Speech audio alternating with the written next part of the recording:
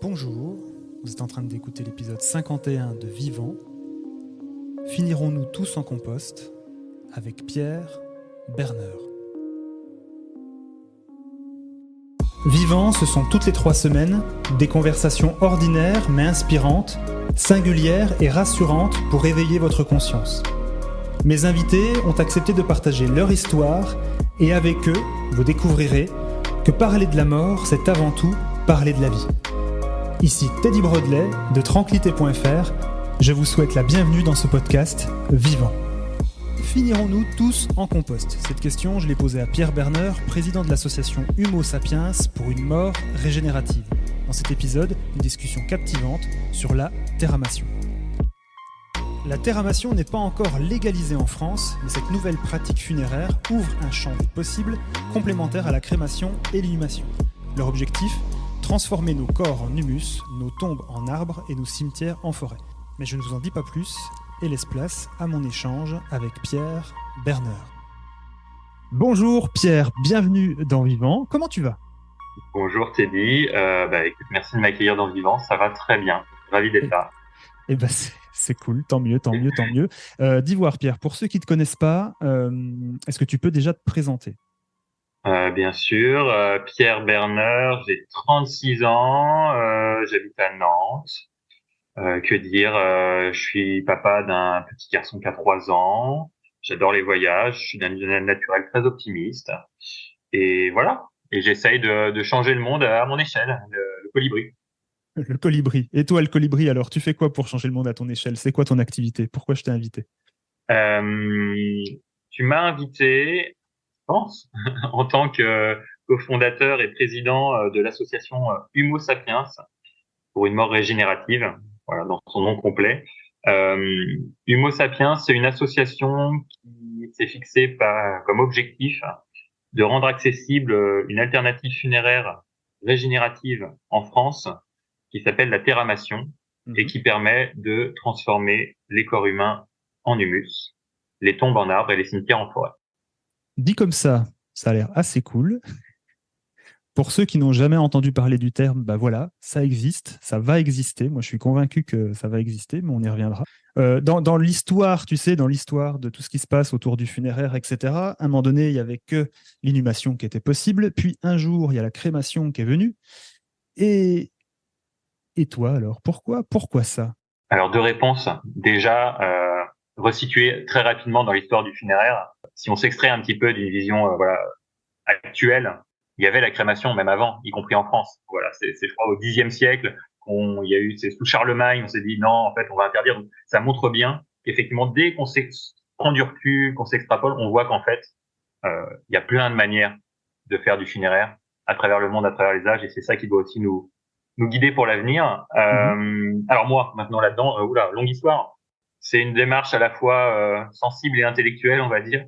Je pense que voilà, comme beaucoup de mes contemporains, je suis profondément marqué par tout ce qui est en train de se jouer autour de nous. Voilà, par la crise climatique, l'effondrement de la biodiversité, les inégalités sociales, enfin tout ce qui fait que ça déconne. et que ça me paraît sain de ne pas trop céder dans la mesure du possible au pessimisme, à la déprime et de se projeter par l'action. Voilà, moi, en tout cas, ça a été ma réponse ou en tout cas la solution que j'ai trouvée dans ce contexte-là.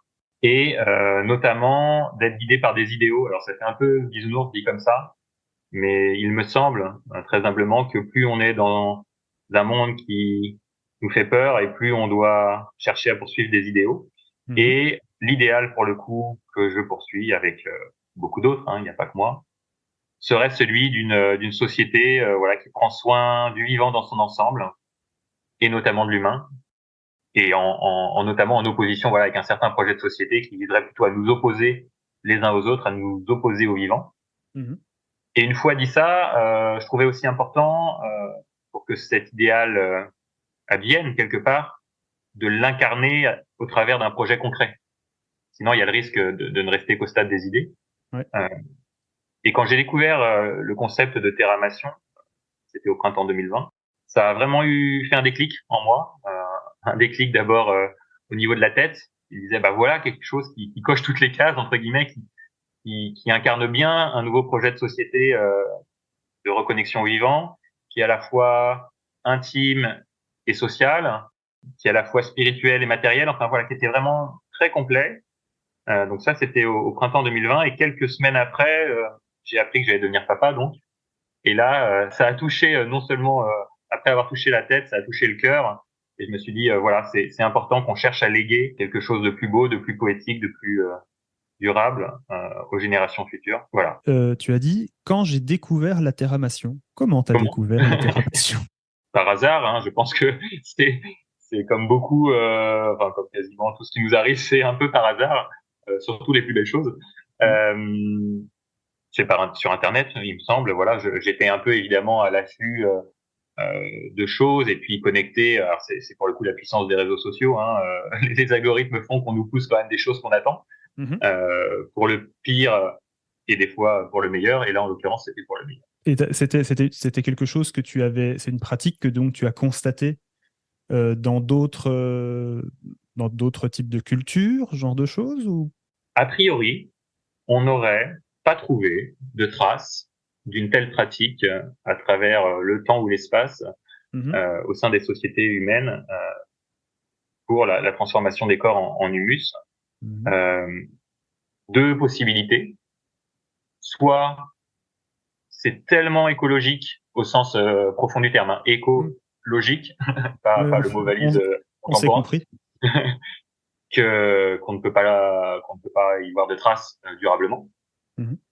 Soit c'est un choix qui n'a été fait par aucune société humaine parce que ça répondait pas aux croyances de ces peuples ou civilisations.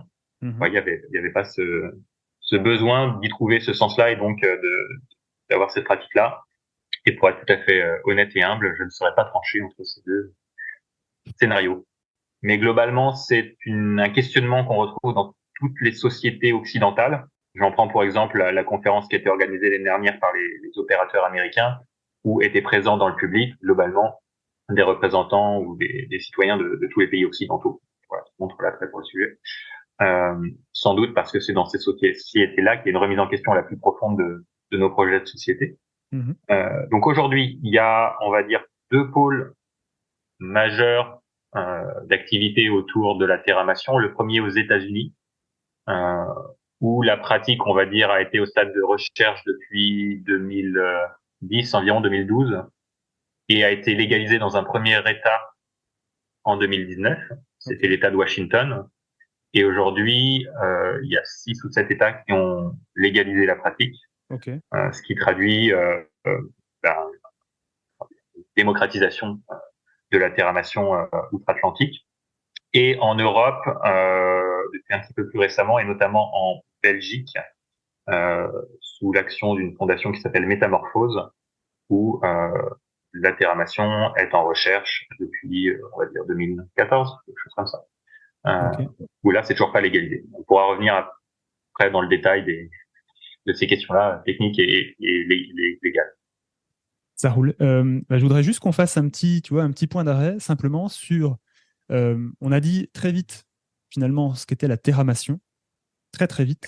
Si Ouais. on devait rentrer un peu plus dans le détail, finalement, comment tu l'expliquerais vraiment à une famille qui perd un proche et qui pourrait avoir le choix dans cette pratique? Comment tu lui expliquerais le déroulé? Par quelles étapes on va passer? Est-ce qu'il y a des différences autres que la finalité finalement par rapport au process actuel? Je te dirais ça comme ça. Ouais. Alors, ce qui est intéressant, effectivement, il y a pour répondre à cette question, c'est déjà de commencer par la source d'inspiration. C'est-à-dire que d'où vient l'idée de faire de la terramation? C'est tout simplement inspiré du cycle naturel du vivant. Euh, la vie est présente sur Terre depuis plusieurs centaines de millions d'années. Donc la mort à peu près au même moment. Hein. En général, c'est lié. Voilà. Voilà. Euh, et en fait, dans toute son intelligence, la nature, par échec successif, a réussi à faire en sorte que la vie se nourrisse de la mort. Et de manière très concrète, comment ça se passe? C'est notamment au niveau des sols et des tout premiers centimètres du sol par gravité, voilà, les matières organiques mortes se retrouvent sur le sol. J'insiste bien, sur le sol. Mhm. Et donc, c'est toute la microfaune, qu'elle soit composée de champignons, de bactéries, de micro-organismes autres, présents dans les tout premiers centimètres du sol, qui peuvent s'en nourrir et ainsi la dégrader en une terre qui devient très très riche, qu'on appelle l'humus. Mhm. Et cette terre va venir alimenter, nourrir les racines des plantes alentours, qui vont permettre la croissance des végétaux, qui elle-même va nourrir les animaux et quelque part refermer la boucle du vivant. Donc ça, c'est la manière dont ça fonctionne depuis des centaines de millions d'années. L'humain a fait des choix différents, puisque voilà, avec son pouvoir d'action, il a pu quelque part s'extraire de ce cycle naturel et faire des choix différents pour ses pratiques funéraires, en lien avec des croyances multiples. L'idée avec la terramation, c'est justement de chercher à s'inspirer et de reproduire ce processus d'humidification, donc de formation de l'humus, pour en faire une pratique funéraire qui permette à la fois de régénérer les sols, si on prend la question sous l'angle purement matériel, j'ai envie de dire, mais aussi, par la même occasion, bien évidemment, de donner du sens à l'événement de la mort, en la voyant quelque part comme un retour à la nature. Voilà, donc ça, c'est la source d'inspiration. Et donc, si je devais expliquer à une famille le comment ça se passe, donc déjà, je reviendrai au pourquoi, parce qu'il faut que ça résonne. Oui, il faut qu'il y ait du sens, sinon ça marche Voilà, pas. auprès du défunt, bien évidemment avant sa mort et auprès de la famille après, sur l'idée de chercher à s'inscrire dans ce cycle du vivant, dit autrement, nourrir la terre qui nous a nourris. Et après, il y a le comment. Sur le comment, en fait, ça va pas être très différent des pratiques actuelles, au sens où, en termes de phase, comment dire, Toute du la partie processus de rite, deuil. c'est ça. Voilà, les rites, parce que en fait, ça répond à des étapes psychologiques à accompagner du deuil. Et ça, il change pas, entre le choc, la séparation d'avec le défunt et après l'aspect plutôt de mémorialisation, on va dire, de l'ancêtre. Donc, tout le début du processus qui va être plutôt la partie de séparation d'avec le vivant, par exemple les chambres funéraires, avec la terramation, ça ne changera pas. Là où il y a une différence, c'est plutôt sur la partie de transformation, de disparition du corps. C'est-à-dire comment on cache le corps et que la pratique funéraire accomplit aussi un de ses devoirs qui est de faire disparaître le corps à un moment donné. Si on devait se projeter à quoi ça ressemblerait, on pourrait imaginer deux choses, suivant la manière dont on pratique la terramation. Je m'explique, la terramation est un concept, comme la crémation, qui peut se décliner en des protocoles un peu plus techniques différents. Si je prends l'exemple de la crémation au bord du Gange en Inde, on voit bien que ça renvoie pas aux mêmes représentations et aux mêmes techniques que la manière dont on fait de la crémation en France. Tout à fait. Et en fait, c'est la même question pour la terramation. Je vous parlais tout à l'heure des États-Unis et de la Belgique. Aux États-Unis, la forme qui a été légalisée de terramation est une forme en milieu artificiel, on va dire, très contrôlée, optimisée. On va venir vraiment par des capteurs injecteurs presque optimiser le milieu dans lequel est placé le corps. Donc, vous pouvez imaginer du broyat naturel, des micro-organismes, des éléments végétaux. On va optimiser tout ça, la température, pour avoir une transformation du corps en humus qui est la plus rapide possible. Et donc, en termes de représentation d'image, ça ressemblerait presque à un crématorium, en fait, dans l'esprit. C'est-à-dire que voilà, on est dans un bâtiment, le corps est placé dans une cellule, disparaît dans cette cellule à un moment donné, qui acte la séparation d'avec le défunt. La différence avec la crémation, c'est que ça prend environ 1 mois pour aboutir à la transformation du corps en humus, là où ça prend quelques heures dans un crématorium. Donc ça, c'est une manière de faire qui est possible, qui existe aux États-Unis. L'autre manière de faire la disparition, la transformation du corps en humus, donc tel il la recherche en Belgique, est une manière de faire plutôt en milieu naturel, avec un minimum, on va dire, de technologie, bien évidemment quand même sous le contrôle de professionnels qui maîtrisent parfaitement ces questions ces processus d'humification des corps. Mais donc là, il faut plutôt imaginer une butte ou en tout cas un espace à même le sol qui, dans l'esprit, se rapprocherait plus cette fois de l'inhumation en fait. Voilà, on est vraiment en milieu naturel et le corps a un espace réservé pour sa dégradation en humus. La différence avec l'inhumation, c'est sans doute le moment d'en parler, parce que comme il y a le rapport à la terre, dans les deux cas, on pourrait confondre. C'est que dans l'inhumation, on cherche, pour des raisons de croyance, à protéger le corps d'une dégradation. Donc, on va aller le mettre en profondeur, on va le protéger du milieu extérieur, qui en fait va induire une très mauvaise décomposition des corps et la production de pollution des sols en fait. Avec la terramation, on va chercher au contraire à tout faire pour que le corps soit quelque part offert au monde vivant qui habite le sol. Et donc, on va chercher à être beaucoup plus proche de la surface et à s'assurer que les conditions d'oxygénation, tout ça, permettent sa bonne transformation en humus. Donc ça, c'est l'étape de disparition du corps qui, en fait, comme je le disais, suivant les protocoles qu'on va choisir, ressembleront soit à l'étape pour les familles du crématorium, soit du cimetière. Et après, il y a la dernière étape qui est l'étape de la mémorialisation dans le temps, dans la durée.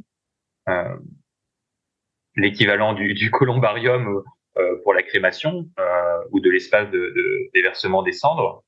Eh bien, l'idée qu'on défend et que défendent globalement tous les acteurs qui travaillent autour de la terramation serait que cet humus puisse venir nourrir une forêt de mémoire, une forêt collective, qui serait sans doute présente dans les cimetières, pour que les familles puissent durablement venir se recueillir.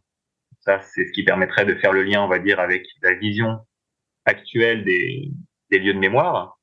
Mais pourquoi pas venir discuter, vivre, jouer, s'il y a un renversement tel que les lieux de mémoire deviennent aussi des lieux de vie, ce à quoi personnellement j'aspire.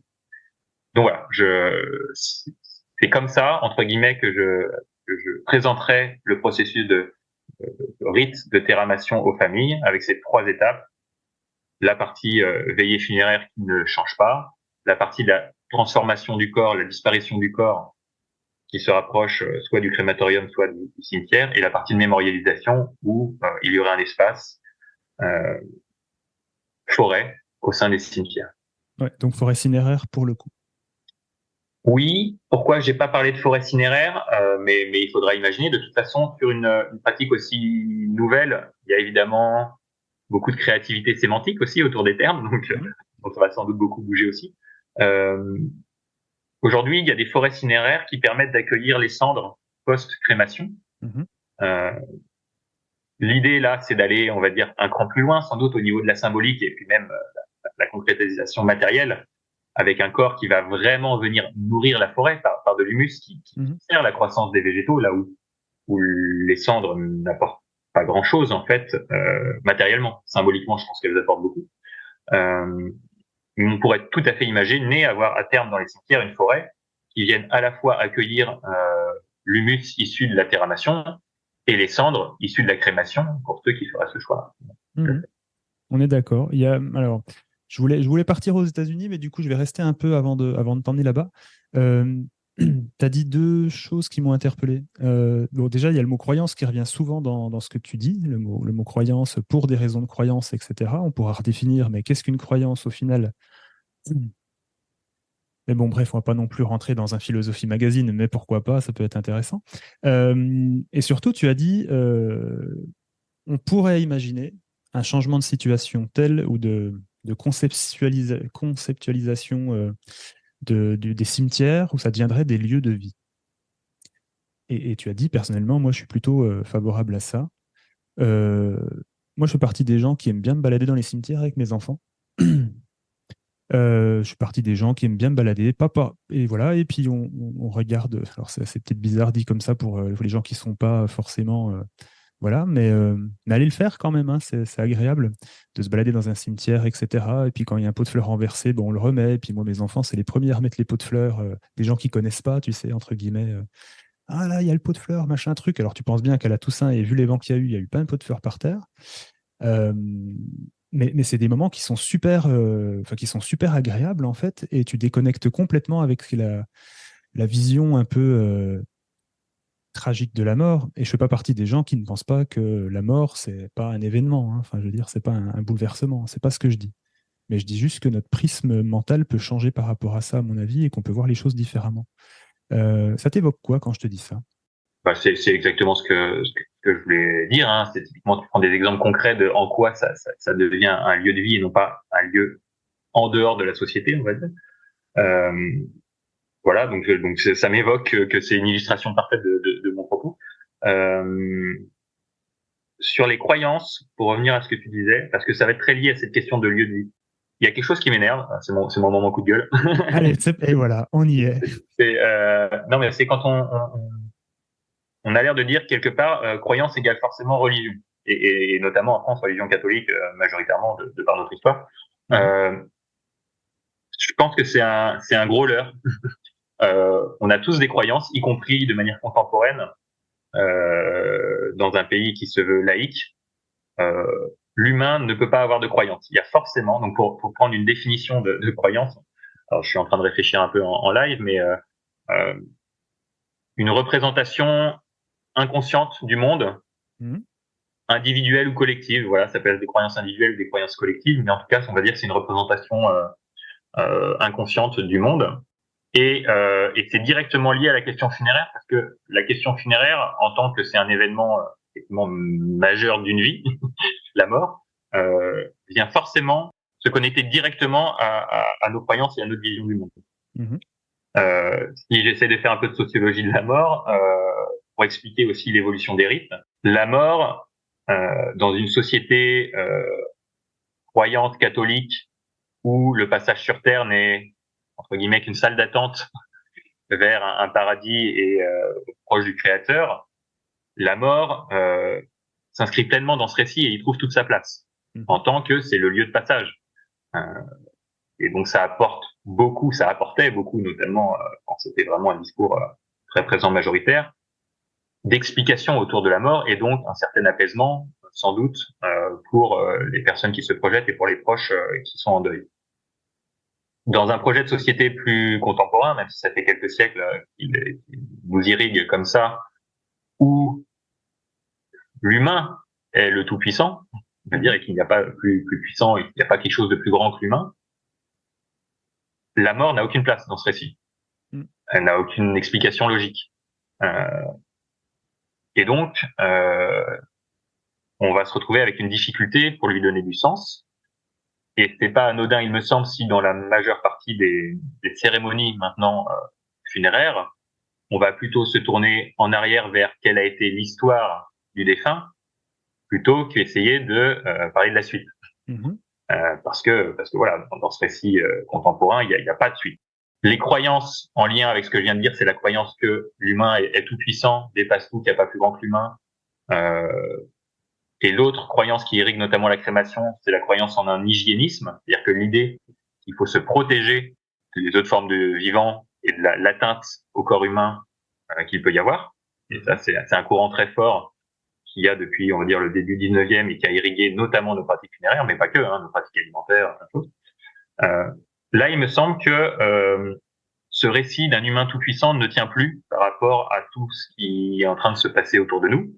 Voilà, faut humblement admettre qu'on n'est pas en maîtrise de tout. Il y a des choses qu'on ne sait pas. Et il me semble qu'il y a une croyance qui se développe, et je suis le premier à y croire pour le coup, euh, qu'on est en fait pleinement membre de l'écosystème du vivant, Mhm. euh, avec nos spécificités, mais aussi avec nos similarités avec les autres formes de vie. Et il me semble que par rapport à ce nouveau récit de société qui pourrait embarquer et fédérer tous nous fédérer, nous donner de l'espoir, la mort peut reprendre pleinement son sens comme de nouveau un lieu de passage entre notre vie humaine, mais aussi nous relier à l'écosystème du vivant au moment de notre mort. Et la terramation va être l'incarnation en termes de pratique funéraire de ce récit-là. Comme l'inhumation l'a été du récit, on va dire, d'une puissance divine, et comme la crémation l'est d'une vision plus hygiéniste et d'un humain déconnecté du vivant. Donc tu as dit qu'aux États-Unis, cette pratique était légalisée dans 7 États. Est-ce que tu as par hasard des données sur l'usage? Est-ce que ça se développe? Est-ce qu'il y a des freins? Alors bien entendu, hein, comme toute nouvelle pratique, il faut du temps pour que ça s'installe, c'est normal, parce que c'est lié à encore une fois, des nouveaux concepts mentaux, donc croyances, déconstruction, construction, blablabla. Tu as des données là-dessus ou pas du tout? Peu, effectivement, parce qu'on manque de recul sur une question aussi complexe que la mort, le deuil. On a des données matérielles, j'ai envie de dire, sur, par exemple, la réduction de l'empreinte carbone, pour revenir à des questions bassement matérielles, mais néanmoins importantes dans la période qu'on vit. Je pense que c'est pas neutre. Si tu peux en dire 2 mots, il n'y a pas de souci. Oui.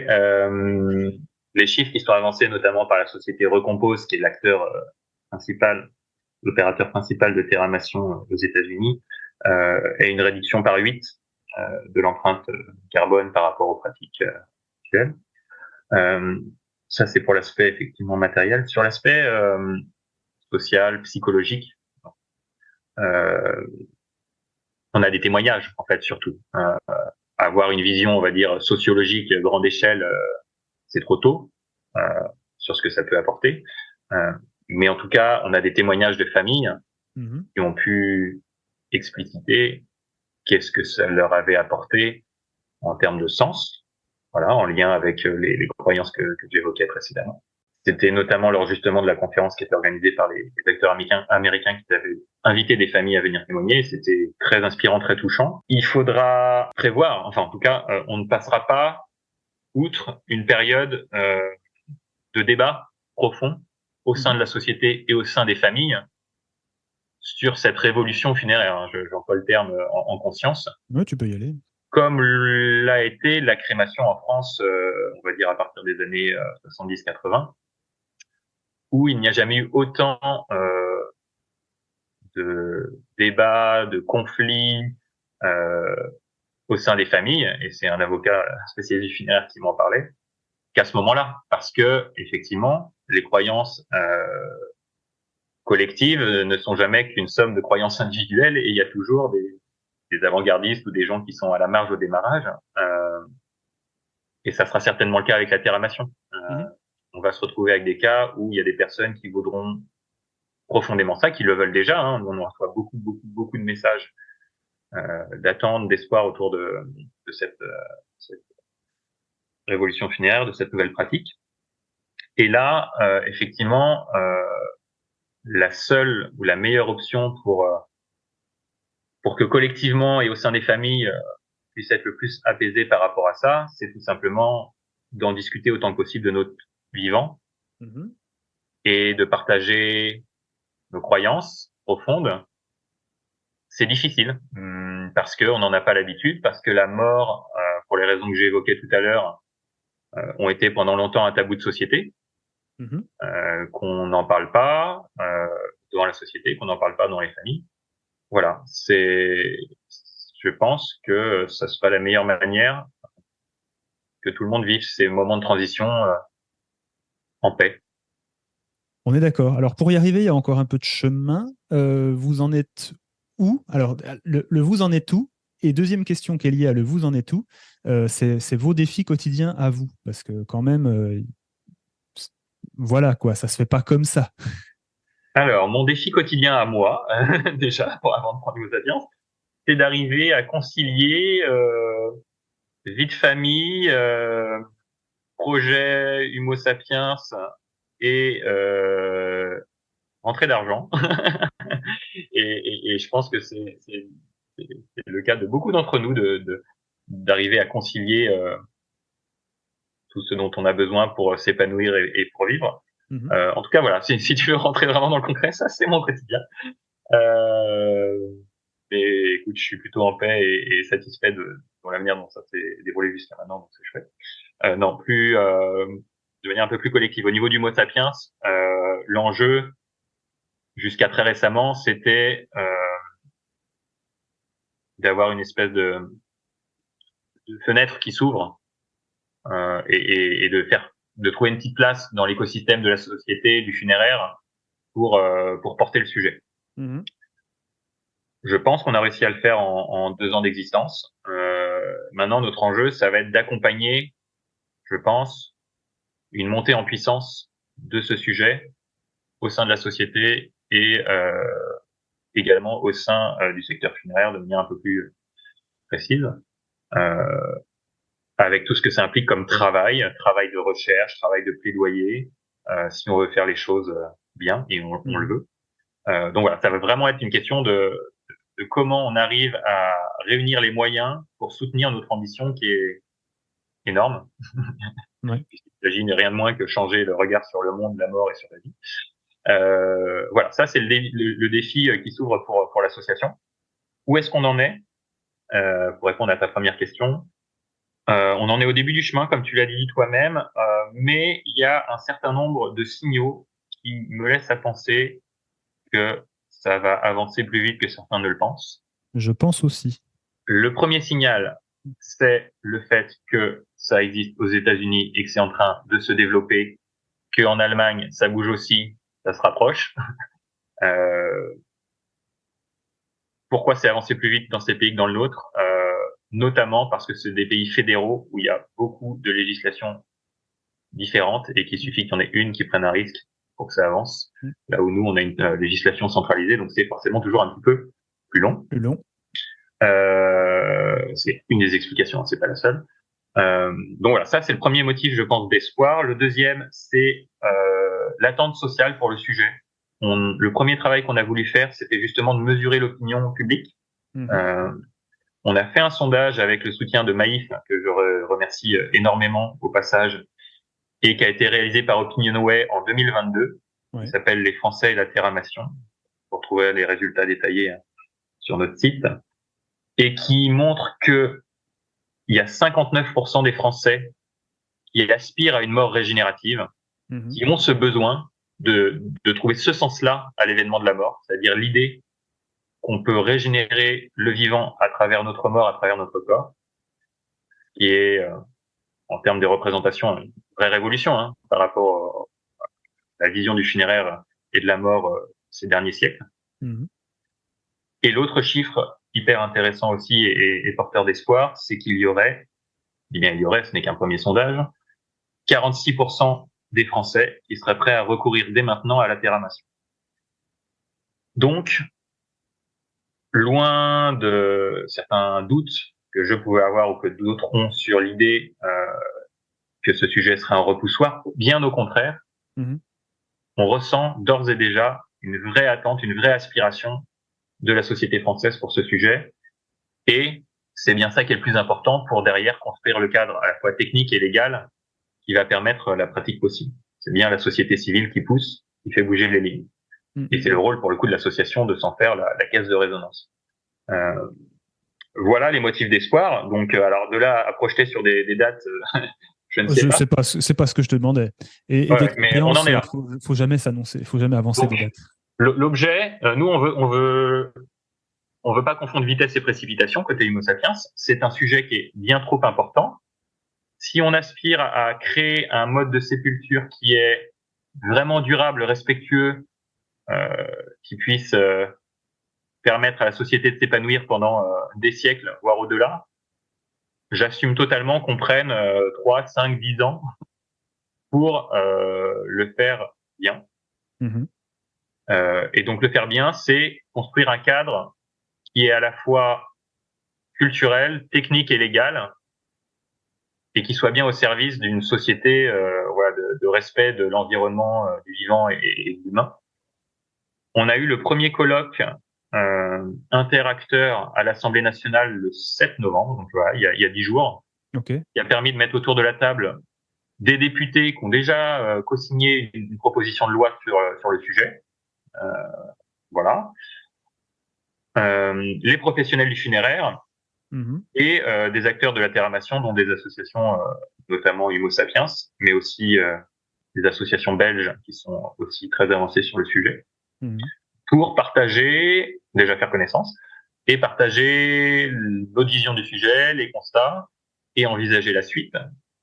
Et ce qui ressort de ça, c'est que j'ai ressenti une vraie vision de société, une vraie motivation de la part des députés qui étaient présents. Ça, que je trouve rassurant. Alors, je ne pense pas que ça soit forcément représentatif de l'ensemble de la composition de l'Assemblée, mais c'est déjà un bon point de départ parce que c'est eux qui vont quand même porter la démarche législative. Les professionnels du funéraire, plutôt dans une posture attentiste ou d'observation, on va plutôt dire ça comme ça. Si je devais résumer leur position, c'est on a toujours accompagné les familles par rapport à leurs desiderata, y compris quand il y a eu des vraies évolutions comme la montée en puissance de la crémation. On le fera, la terramation, si c'est le souhait des familles. Donc, ni très proactif, mais pas non plus en opposition. Donc, c'est déjà très bien.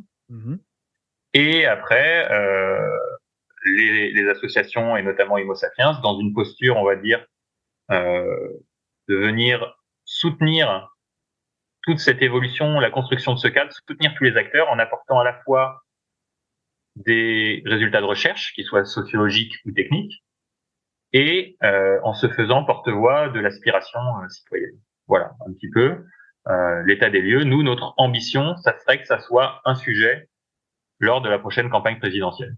D'Ivoire, je demande souvent à mes invités, et on en parlait en off avant le podcast, puisque tu as ramené une grosse pile de bouquins au tout début. Tu sais, je demande toujours à mes invités, est-ce que vous avez un livre à partager ou en tout cas un docu, enfin, peu importe, quelque chose que tu aimerais partager avec les gens qui nous écoutent, que ça ait un lien ou pas avec le sujet qui nous occupe aujourd'hui.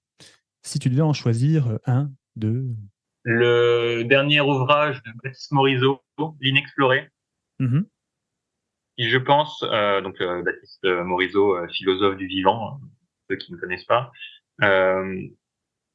qui à la fois pose le constat qu'on est en perte de repères, on ne sait plus trop dans quel monde on vit et quelle est notre relation aux autres et aux autres formes de vie. C'est assez nouveau et qu'il faut pas avoir peur de l'assumer collectivement, plutôt que de dire on sait exactement ce qu'il faut faire, on va faire comme ça.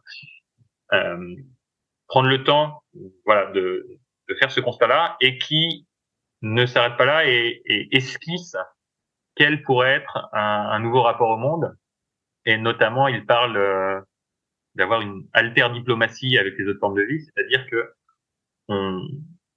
les autres formes de vie soient dignes de diplomatie, de rapports sociaux avec nous, qu'elles ne soient pas juste perçues comme un décor, pour le dire. Donc voilà, L'Inexploré de Baptiste Morisot.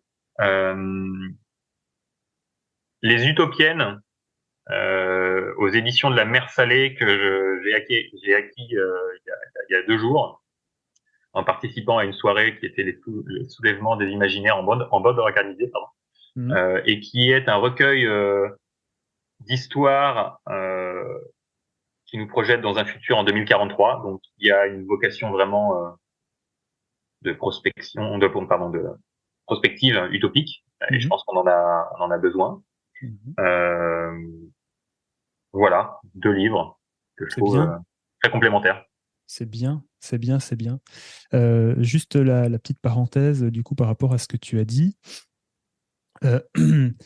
Tu as dit, par rapport à Baptiste Morisot, qu'il faisait le constat qu'en gros, pour la faire de façon très simple, c'est un peu le bordel.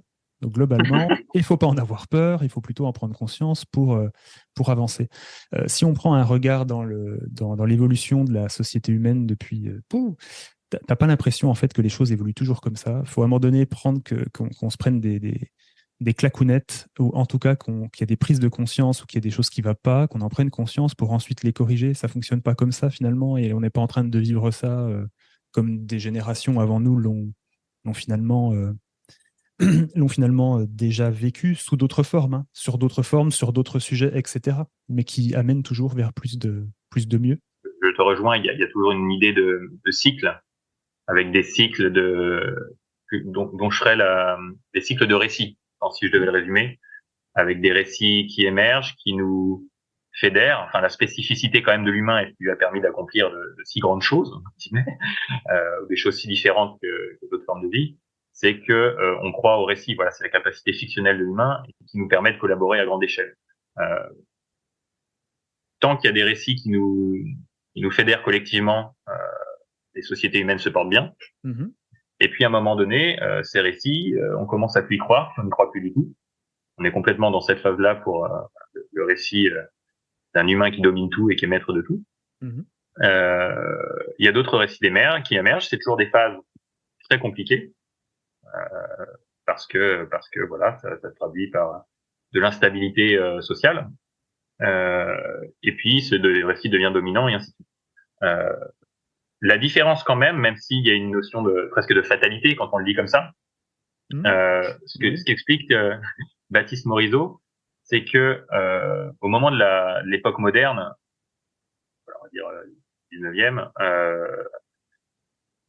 il y a quand même eu un discours qui a été porté qui était de dire, bon, effectivement, il y a beaucoup de récits successifs qui ont émergé et qui ont irrigué l'histoire humaine, et notamment des sociétés occidentales. Mais là, je vous promets maintenant, avec l'apport de la science, c'est le dernier. Voilà, non, c'est sûr, ça fonctionne comme ça, le monde fonctionne comme ça, la place de l'humain, c'est celle-là. On a une place à part.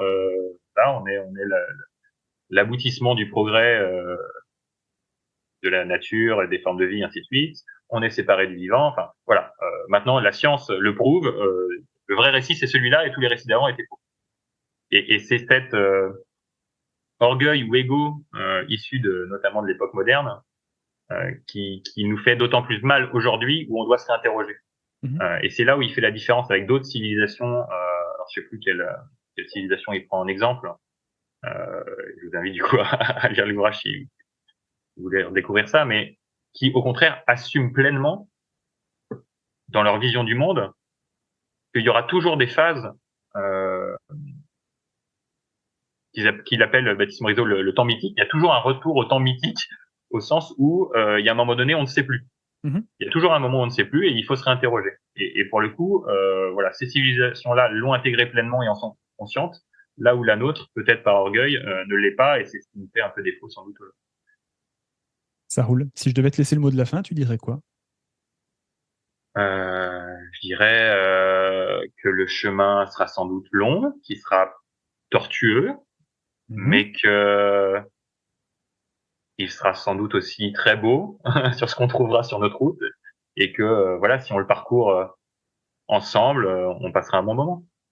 Les gens qui veulent en savoir plus du coup sur l'assaut, tu peux peut-être redonner le site, ou les gens qui veulent soutenir ou s'impliquer, peut-être des gens qui aimeraient donner un coup de main de différentes façons, je ne sais pas trop, mais pourquoi pas. Ah bah, de toute façon, on a besoin de soutien à tous les égards. Hein. J'ai la faiblesse de croire qu'il y a peu de projets aujourd'hui, voilà, qui ouvrent autant les imaginaires et qui permettent d'imaginer aussi d'autres manières de vivre demain, là où on en a vraiment besoin. Donc, on a besoin de pouvoir montrer qu'on n'est pas juste 200 fous comme on l'est aujourd'hui, mais qu'on est 1000, 10 000, 50 000 citoyens porteurs d'espoir avec des vraies idées, et des idées concrètes, faisables, poétiques, belles, et qu'il faut nous croire et qu'il faut rendre ça possible. Donc effectivement, rejoignez-nous si ça résonne en vous. Le site, c'est www.humosapiens.fr. Humo Sapiens, c'est HUMOSAPIENS. Voilà. Ça roule. Eh ben, merci beaucoup Pierre pour ce moment passé ensemble. C'était très intéressant et plus que ça encore. Et puis à très bientôt et prends soin de toi. Merci. Prends soin de toi aussi Teddy et prenez soin de vous tous. À bientôt. Voilà, c'est fini pour aujourd'hui. Alors si vous pensez qu'il est important de parler de la mort, de parler de la vie, de parler du deuil avec plus de simplicité et de normalité, je vais avoir besoin de vous et que vous puissiez m'aider. Vous avez un réseau social, vous avez une plateforme de podcast.